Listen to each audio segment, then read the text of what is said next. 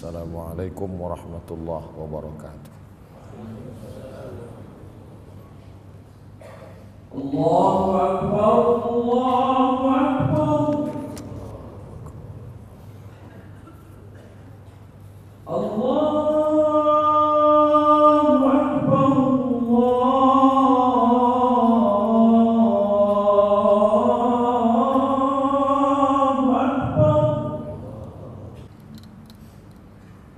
Alhamdulillah, wassalatu wassalamu ala rasulillah Sayyidina wa maulana Muhammad ibni Abdillah wa ala alihi wa sahbihi wa man tabi'ahu wa mawalah. Ashhadu an la ilaha illallah wahdahu la syarika lah wa ashhadu anna sayyidana Muhammadan abduhu wa rasuluhu la nabiyya ba'dah. Allahumma salli ala sayyidina Muhammadin an-nabiyil ummi wa ala alihi wa sahbihi wa barik wa sallim. Qala Allah Ta'ala fil Qur'anil Azim wa huwa asdaqul qailin. A'udzu billahi minasy syaithanir rajim. Ya ayyuhalladzina amanu taqullaha haqqa tuqatih wa la tamutunna illa wa antum muslimun. Wa qala ta'ala fi ayatin ukhra, ya ayyuhalladzina amanu taqullaha wa qulu qawlan sadida yuslih lakum a'malakum wa yaghfir lakum dhunubakum wa man yuti'illaha wa rasulahu faqad faza fawzan 'azima. Ibadallah, usikum wa nafsi bi taqwallahi wa ta'atihi faqad fazal muttaqun. Hadirin jamaah Jumat yang dimuliakan Allah Subhanahu wa ta'ala. Membentuk mukmin sejati, pertama yang perlu kita tanamkan pada diri seorang mukmin bahwa tubuh badannya ini bukan hanya terdiri dari tulang, kulit, jantung, otak, darah, bulu, kaki dan tangan. Itu hanya zahirnya saja, tapi di dalam diri itu ada batin, zahiran wa batinan, sirran wa alaniyatan. Ada yang tampak, ada yang tak tampak. Bila seorang mukmin berkeyakinan hanya zahir saja, maka dia akan sibuk mencari yang zahir. Pergi pagi pulang petang, apa yang dia cari? Hanya benda, karena yang tampak hanya zahirnya saja. Mukmin sejati meyakini bahwa ada yang tidak dilihat oleh mata, ada yang dipertanggungjawabkan di hadapan Allah. Alladzina yu'minuna bil ghaib, dia yang percaya kepada yang ghaib. Bila dia berkata-kata, maka dia sadar bahwa kata-katanya dicatat oleh yang ghaib, malaikat. Bila dia melangkah, maka langkah kakinya juga akan dipertanggungjawabkan di hadapan Allah Subhanahu wa ta'ala. Bila ia melangkah, bila ia mengayunkan tangan, bahkan bisikan telinga, lintasan pikiran, detak jantungnya, dia mesti yakin dan percaya ada yang ghaib, yang diyakini, yang melihat dia. Siapa dia? La ta'khudhuhu sinatun wala naum. Itulah yang sedang kita rasakan ketika salat, mengangkat kedua tangan, mengatakan Allahu Akbar, maka meyakini ruku, sujud, tasyahud, i'tidal, menggerakkan telunjuk, mata melihat tempat sujud, dada menghadap ke arah kiblat. Itu zahirnya. Aqimis salata li dzikri, tegakkan salat berhubungan dengan aku, mengaitkan jantung, detak nafas dengan aku, mengingat Allah Subhanahu wa ta'ala. Alladzina yadhkuruna Allah, orang-orang yang mengingat Allah qiyaman, ketika tegak, wa qu'udan, semasa duduk, wa ala junubihim, maupun saat mereka berbaring, sampai puncaknya ketika menghembuskan nafas terakhir pun dia tetap berkeyakinan bahwa la ilaha illallah Muhammadur Rasulullah. Itulah mukmin sejati. Bila hari ini ada seorang yang mengaku mukmin, yang diperhatikan hanya zahirnya saja, ditutupi dengan pakaian, ditutupi dengan kekuasaan, ditutupi dengan ilmu pengetahuan, tanpa ada batin meyakini Allah, maka batallah segala amal perbuatannya. Ulaika habitat a'maluhum, mereka itu gugur semua amalnya, seperti pokok kayu, daunnya kering lalu kemudian dihembus angin, maka amal tak bermakna. La in asyrakta, kalau engkau persekutukan aku dengan yang lain, la yahbatanna amaluka, maka gugurlah segala amalmu, tiada bermakna di hadapan Allah Subhanahu wa taala. Mukmin sejati mesti ditanamkan dalam dirinya, ma ta'buduna min ba'di, wahai anakku, selepas aku mati nanti, ma ta'buduna min ba'di, apa yang akan kalian sembah, apa yang akan kalian pinta. Kita diajarkan iyyaka na'budu wa iyyaka nasta'in, menyembah hanya kepadanya dan meminta pun hanya kepada Dia. Idza sta'anta fasta'in billah, kalau minta tolong kepada Allah. Idza sa'alta fas'alillah, kalau memohon kepada Allah. Wa idza sta'anta fasta'in billah, kalau minta tolonglah kepada Allah. Hari ini banyak ayah, ibu, bunda, orang tua yang hanya menanamkan benda materi saja kepada anak keturunannya, yang dia pentingkan apa yang engkau makan, selepas ini engkau akan bekerja di mana, setelah ini engkau akan membina rumah sebesar apa, selepas ini engkau akan membeli kereta berbagai bentuknya. Ini semua baik, tapi bila tidak ditanamkan keyakinan akidah di dalam dirinya, maka dia bukanlah mukmin yang sejati. Pertanyaan Jibril pertama kepada Nabi Muhammad sallallahu alaihi wasallam, "Ma huwal iman?" Apa jawab Nabi? "An ta'budallaha ka'annaka tarah." Nanti itu ihsan.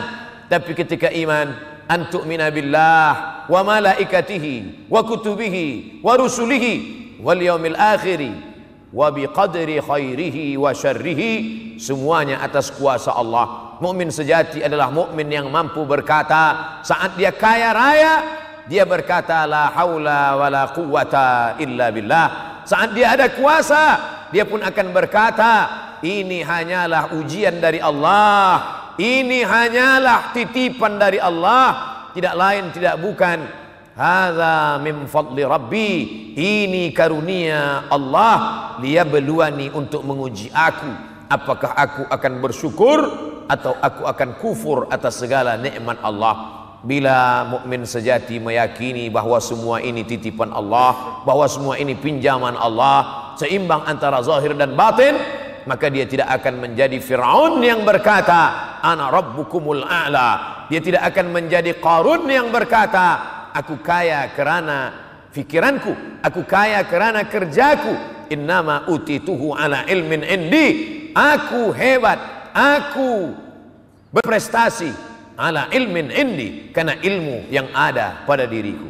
Yang kedua, mukmin sejati tidak hanya memikirkan akhirat semata. Wabtaghi fima atakallahu daral akhirah, carilah kampung negeri akhirat. Engkau salat tahajud sampai azan subuh berkumandang, engkau berzikir, membaca Al-Quran. Wabtaghi fima atakallahu daral akhirah, sila cari. Wala tansa nasibaka minad dunya, tapi jangan lupa engkau hidup di dunia, bekerja. Maka berbeza doa masuk masjid dengan doa keluar masjid. Masuk masjid dia katakan Allahumma ftahli abwaaba rahmatik, ya Allah bukakan untukku pintu rahmat kasih sayangmu. Tapi bila salat selesai dilaksanakan, bila qudiyatis salah, kalau salat sudah kamu laksanakan, fantashiru fil ard, bertebaranlah di atas muka bumi, wabtaghu min fadlillah, cari karunia Allah, cari rezeki Allah. Maka keluar dari masjid seorang mukmin berkata, Allahumma inni as'aluka min fadlik, aku minta kepada engkau bukakan pintu rezeki ya Allah. Dengan rezeki yang terbuka, dia bisa menyantuni anak yatim, dia bisa membuka rumah tahfiz Quran, dia sudah menyelamatkan fakir miskin, al-mu'minul qawi, seorang mukmin yang kuat, kuat fisiknya, kuat hartanya, kuat bendanya, kuat ilmunya, khairun, dia lebih baik, wa ahabbu ilallah, lebih dicintai Allah, minal mu'minid dhaif, daripada mukmin yang lemah. Perniagaan adalah bagian dari ajaran Islam. Ketika sahabat Nabi as-sahabiyul jalil Abdurrahman ibnu Auf radhiyallahu an pindah ke kota Al-Madinah Al-Munawwarah, hanya sebatang kara, tidak membawa harta benda, anak istri semuanya tinggal di kota Makkah Al-Mukarramah, menyelamatkan nyawa yang hampir dibunuh oleh kafir musyrik jahiliyah. Sampai di kota Al-Madinah Al-Munawwarah, apakah dia hanya berzikir, bertasbih, bertahlil, bertahmid saja? Apakah hanya menghatamkan Al-Quran, bertahajud, iktikaf saja? Tidak. Dia bertanya, dullani ala suqikum, tunjukkan padaku mana tempat perniagaan orang-orang Madinah. Itulah mengapa Yahudi Bani Nadir, Yahudi Bani Quraizah, Yahudi Bani Qainuqa, Yahudi Khaybar marah. Kenapa mereka marah kepada Nabi Muhammad sallallahu alaihi wasallam? Mereka marah bukan kerana Nabi mengajarkan salat sunnah. Mereka marah bukan kerana Nabi mengajarkan puasa Isnin dan Khamis. Mereka marah kerana ekonomi umat Islam yang maju sehingga kalahlah Yahudi dengan kecurangannya. Umat Islam adalah umat yang berjaya di dunia, berjaya di akhirat. At-tajirus saduqul amin, perniaga yang jujur, yang amanah. Ma'an nabiyyin, dia akan dibangkitkan di padang mahsyar bersama para nabi. Was-siddiqin, bersama orang-orang yang benar. Was-syuhada, bersama orang yang mati syahid. Was-salihin, bersama orang-orang yang saleh. Dalam Islam diajarkan al-yadul ulya, tangan di atas, khairum minal yadis sufla, yang memberi lebih mulia, lebih baik daripada yang menerima. Bagaimana dengan orang yang membiarkan miskin, susah, fakir, melarat? Kada al-faqru ayyakuna kufran, hampir saja kefakiran membuat orang menjadi kafir. Antara fakir dan kafir begitu tipisnya. Oleh sebab itu mukmin sejati bukan hanya yang memperhatikan zikirnya, tasbihnya, tahmidnya, takbirnya, tahlilnya, tapi dia juga memikirkan bagaimana umatnya. Siapa yang boleh membina masjid? Orang kaya. Man bana masjidan, sesiapa sahaja yang membina masjid, banallah mithlahu baitan fil jannah, maka Allah sudah membinakan untuknya satu tempat di dalam surga. Siapa yang boleh memberikan makan anak yatim, fakir, miskin, orang yang kaya, maka Nabi bersabda, ana wa kafilul yatim, aku dan orang yang membagikan hartanya kepada anak yatim, kahataini fil jannah, seperti ini di dalam surga. Nabi menunjukkan dua jari, as-sabbabah, telunjuk, wal wusta, jari tengah, wa farraja bainahuma, dia renggangkan antara kedua jari itu, menunjukkan begitu dekatnya dengan Sayyidina wa Maulana Muhammad sallallahu alaihi wasallam. Mengapa dalam Islam tidak hanya ada fikih nikah, tidak hanya ada fikih ibadah, tapi ada fikih muamalah. Ayat yang paling panjang dalam Quran bukan ayat tentang surga. Ayat paling panjang dalam Quran bukan ayat tentang neraka. Ayat yang paling panjang surah Al-Baqarah 282. Ya ayyuhalladzina amanu, wahai orang beriman, idza tadayantum bidainin ila ajalin musamma faktubuh, kalau kamu ada perjanjian hutang piutang hingga masa tertentu, faktubuh, tulislah. Ayat paling panjang tentang uang, tentang perjanjian hutang piutang. Tidak ada dalam Al-Quran ayat yang bercerita solat zuhur 4 rakaat tidak berbunyi, solat maghrib 3 rakaat, 2 rakaat jahar, 1 rakaat sir. Dari mana itu ibadah? Sallu kama ra'aitumuni usalli, cukup hadis Nabi Muhammad sallallahu alaihi wasallam.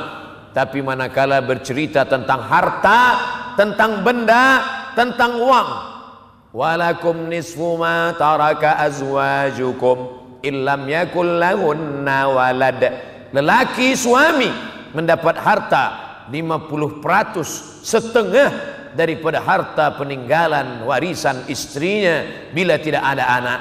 Fa in kana lakum waladun, fa in kana lahunna waladun, kalau istri melahirkan anak, falakumur rubu'u, maka suami lelaki mendapatkan 1/4. Lidzakari mithlu haudzil unsayain, anak lelaki mendapatkan 2 kali bahagian anak perempuan. Begitulah Islam mengatur masalah harta. Siapa yang paling mulia di sisi Allah? Orang yang beramal harta dengan ikhlas, tulus kerana Allah. Lan tanalul birra, kamu tidak akan mendapatkan kebaikan hatta tunfiqu mimma tuhibbun, sampai engkau berikan, infakkan, wakafkan, sedekahkan yang paling engkau cinta. Maka berbondong-bondong, berjamaah sahabat datang menghadap Nabi Muhammad sallallahu alaihi wasallam. Datang Abu Talhah, "Ya Rasulullah, aku memiliki bayraha, ini hartaku, ambil untuk jihad fisabilillah." Datang Abu Dihdah, 600 batang pohon kurma, ambil untuk jihad fisabilillah. Datang Abdullah bin Umar bin Khattab, aku hanya memiliki seorang hamba sahaya, maka ambil untuk fisabilillah. Datang Umar bin Khattab, aku memiliki tanah, ambil untuk jihad fisabilillah. Sampai hari ini perigi yang diwakafkan oleh Sayyidina Utsman bin Affan masih mengalir, masih ada, menjadi wakaf yang tidak putus hingga akhir zaman. Yang ketiga, mukmin sejati mesti meyakini bahwa hidup ini hanya persinggahan semata. Kun fid dunya ka'annaka gharib, yakinlah bahwa engkau di dunia ini hanya seperti orang merantau, singgah sejenak di Kelantan, singgah sejenak di Kedah, singgah sejenak di negeri yang kemudian engkau akan kembali ke negeri asalmu. Maka engkau selalu rindu kepada kampung halaman yang asal. Selepas itu pun engkau akan tersenyum. Engkau diundang, dipanggil oleh Allah, ya ayyatuhan nafsul mutmainnah, wahai jiwa yang tenang. Kerana di perantauan itu dia tidak tenang. Wahai jiwa yang tenang, irji'i, kembalilah. Ini bukan tempatmu, ini bukan negerimu, ini bukan kampung halamanmu. Irji'i ila rabbiki radiyatan mardiyah, kembalilah ke kampung asalmu. Saat engkau kembali, hatimu dalam keadaan tenang kerana Allah ridha kepadamu dan kau pun ridha menerima panggilan Allah. Fadkhuli fi ibadi, masuklah dalam golongan hamba-hambaku. Wadkhuli jannati, masuklah ke dalam surgaku. Barakallahu li wa lakum fil Qur'anil azim, wa nafa'ani wa iyyakum bima fihi minal ayati wadh-dhikril hakim. وتقبل مني ومنكم تلاوته إنه هو الغفور الرحيم.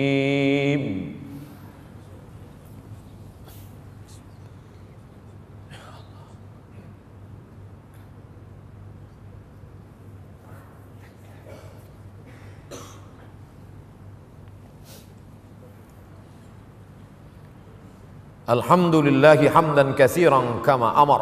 أشهد أن لا إله إلا الله وحده لا شريك له إقرارا بربوبيته وإرغاما لمن جحد به وكفر.